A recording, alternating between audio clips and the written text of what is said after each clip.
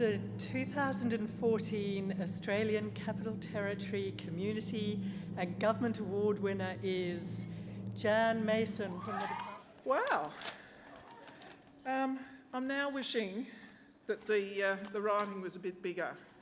I may struggle to read it. It was written at about 4:30 this morning. I wanted to talk about 4 P words: personal, pride, people, and power. So just a little about each of those. On the personal note, I come from a large family, mostly girls, and as a younger person, I was an elite athlete. I was very competitive, very driven, very fit. Difficult to sort of acknowledge that now, but at the time I was very, very fit. I competed at state level in swimming. I was an A-grade basketballer, representative softball player, state rep javelin thrower, and I loved this stuff. I now have a severely arthritic knee, which slows me up a bit, and I've turned my interests to other things. One of the things, however, I've carried through from my life as a child and a young person is a message from my father. As a father of 5 girls and 1 boy, he used to tell us as children that girls can do anything these days. And it was an amazing message. The messages that we receive as young people, we often carry with us throughout our lives. And that's one that stuck with me. I believed it, and I still believe it. I'd also like to talk with pride about some of the things that I've been privileged to work on during the course of my career. Just a few things. I've worked in a number of different sectors. I'm pleased to be a finalist in the Community and Government Award, and I've worked in both community and government. I've worked in youth refuges. I've worked with homeless people, and I never forget those experiences of dealing with people who are in desperate situations. I've worked for the New South Wales Government in the Department of Housing and the Office of the Ombudsman. I've worked in the private sector as an investment banker, and I've worked in the Australian Public Service in a range of roles, working on the budget, working on resource management improvement, corporate asset sales, ministerial and parliamentary services, and a range of other things. I'm proud to be one of the few members of my family that's successfully completed tertiary study.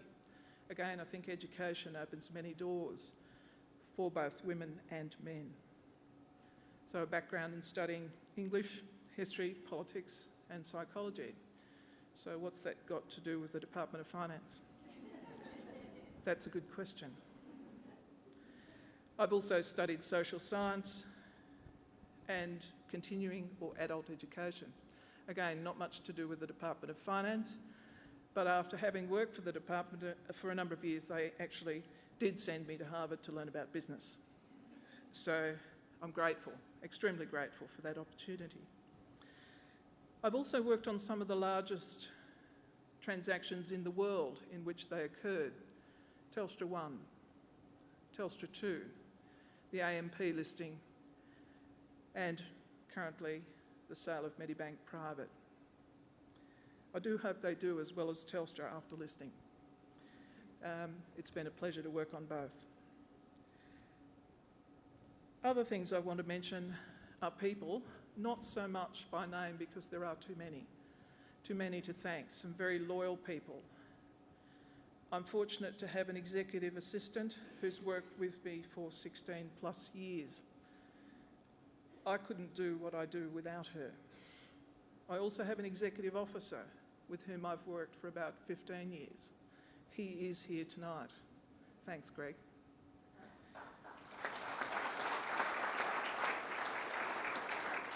And unfortunately, Denise, my EA, could not be here. I wish she were. I'd also like to acknowledge my partner since last century.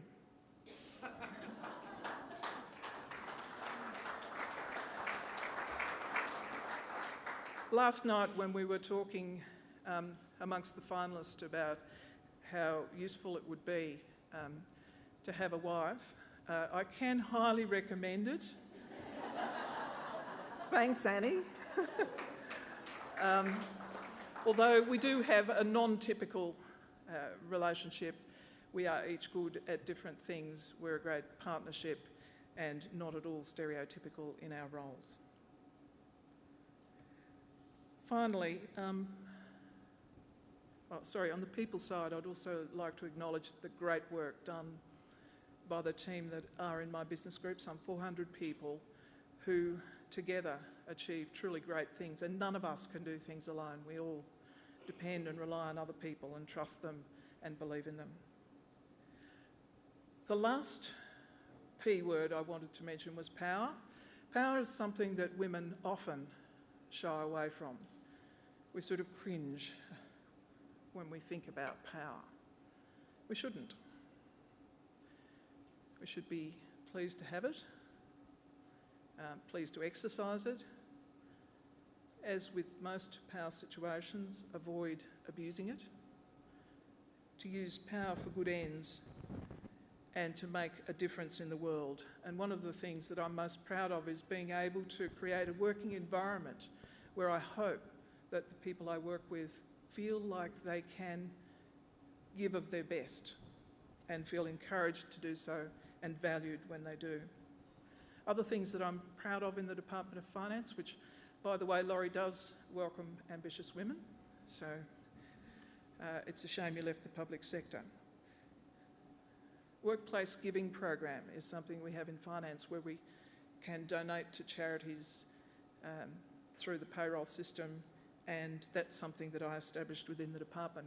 We also have a serious illness register where people who are fortunate to have good health can contribute a certain number of days each year to a pool which can then be used for people who are suffering life-threatening illnesses. People who have cancer or other very serious illnesses can draw upon that pool that's donated by other staff.